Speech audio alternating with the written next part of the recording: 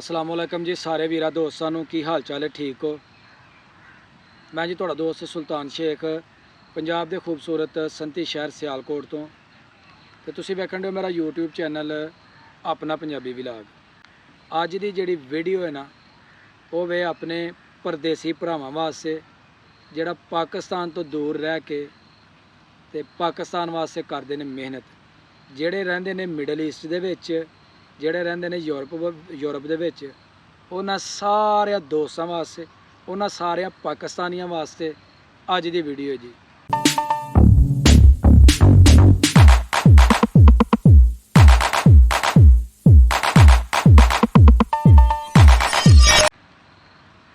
कि कौन परदेसी वो जिहड़ा अपने बुढ़े माँ बाप वास्ते परदेस कटदा है, वो परदेसी जिहड़ी अपनी जवान बीवी अपने बच्चों वास्ते परदेस कटदा है, वो परदेसी जिहड़ी अपने भैन दे हत्थ पीले करने वास्ते, अपनी भैन दा जेज बनाने वास्ते परदेस कटदा है, वो परदेसी जिहड़े अपने भैनां दी तलीमो तरबीयत वास्ते परदेस कटदा है, जिहड़ा अपने बच्चों की तलीमो तरबीयत वास्ते परदेस कटदा है, अपना अज दा अपने कल उत्ते कुर्बान करदा है, वो परदेसी जिहड़ा दिन रात मेहनत मजदूरी करके मेहनत मुशक्कत करके अपने पिछलियां नूं पालदा है।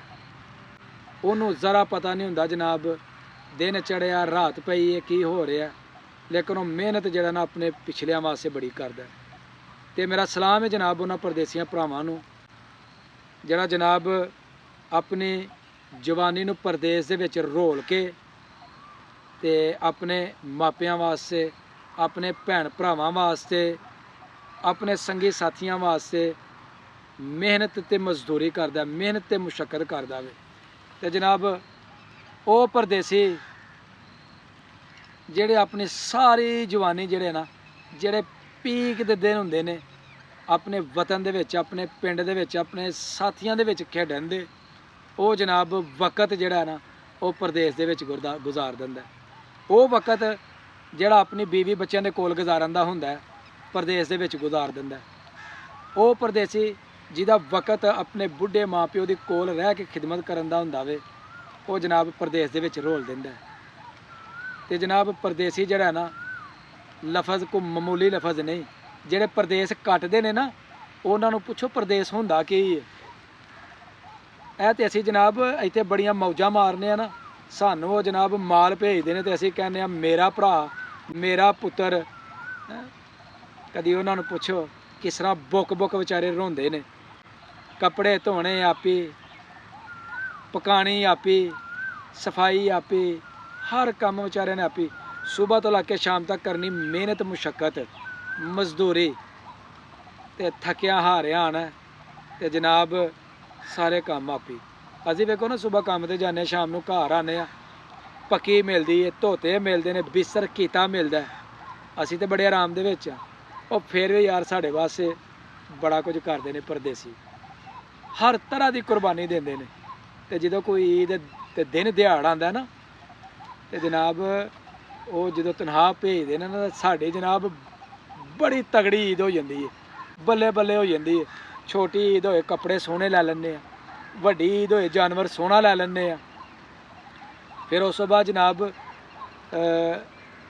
कोई भी खुशी गमी होए, कोई शादी ब्याह होए तगड़ा वेख लैंदे ना, वो शादियां वेखदे ने ना वो ईदां शबरातां वेखदे ने। ईदां भी बेचारे की करदे ने, ईद की नमाज पढ़ के आंदे ने ते रूमां दे विच आके AC दा बटन थल्ले करके कंबल दे विच मूँह दे के ते बेचारे सुत्ते रहिंदे ने। ओए उन्हां दी कादी ईद, ईद ते साडियां हुंदियां ने, सुख ते उन्हां सानूं दित्ते ने। उन्हां दी किस्मत दे विच उदों ही सुख हुंदा है जदों इत्थे आंदे ने।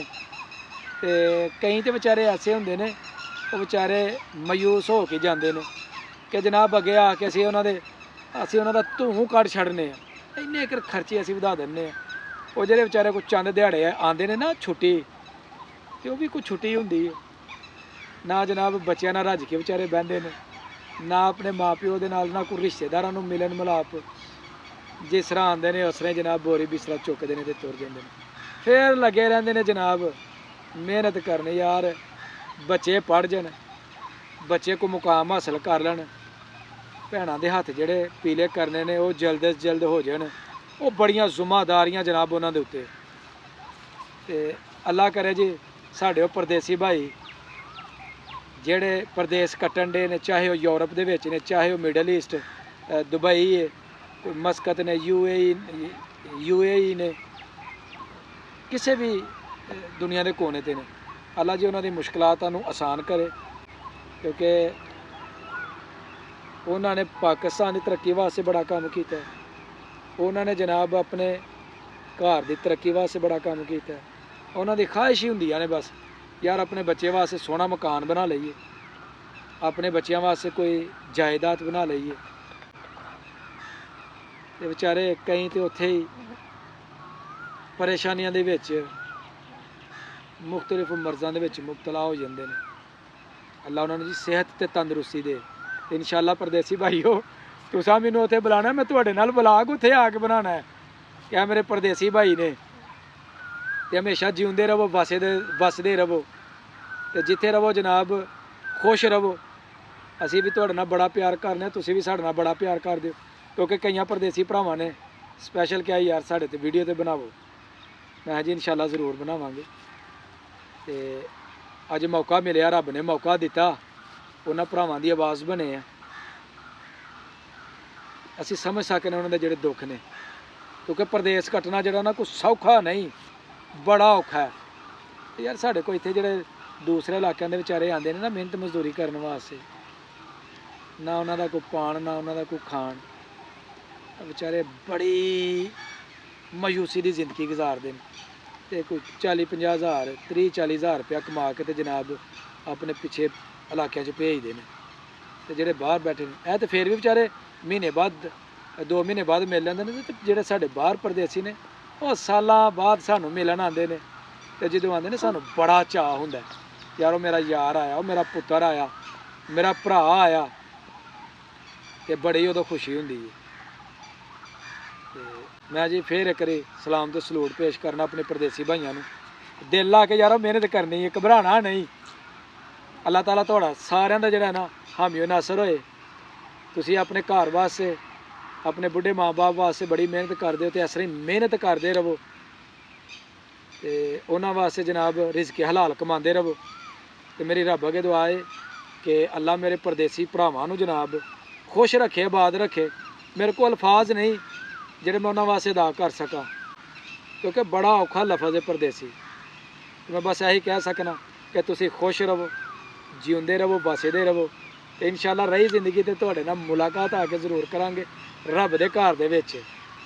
ਤੇ ਕਦੀ ਇਨਸ਼ਾਅੱਲਾ ਮੌਕਾ ਆਏਗਾ ਤੇ ਮੇਰੇ ਪਿੰਡ ਦੇ ਜਿੰਨੇ ਵੀ ਮੇਰੇ ਦੋਸਤ ਨੇ, ਮੇਰੇ ਜਿੰਨੇ ਵੀ ਸੰਗੀ ਸਾਥੀ ਨੇ, ਮੇਰੇ ਜਿੰਨੇ ਵੀ ਚਾਹਣ ਵਾਲੇ ਵੇਖਣ ਵਾਲੇ ਨੇ, ਬਈ ਸਾਰਿਆਂ ਨੂੰ ਮੇਰਾ ਸਲਾਮ ਹੈ।